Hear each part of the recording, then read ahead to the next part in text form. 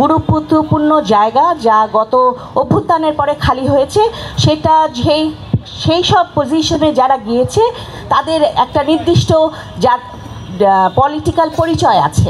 তুমি সেই সব শিক্ষকদেরকে কিভাবে ফেস করবা, কারণ তাদের সাথেই তোমাকে আসলে আলোচনা করে শিক্ষার্থীদের অধিকার আদায় করতে হবে।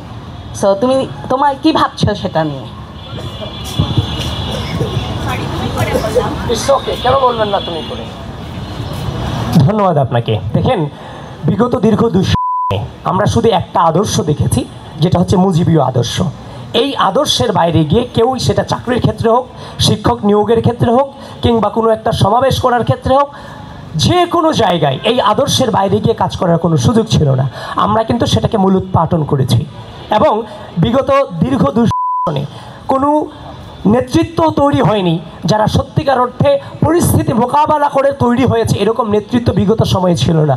সুতরাং আপনি আস্থা রাখতে পারেন আমাদের বেড়ে ওঠাটা সরাসরি প্রকৃতির সাথে।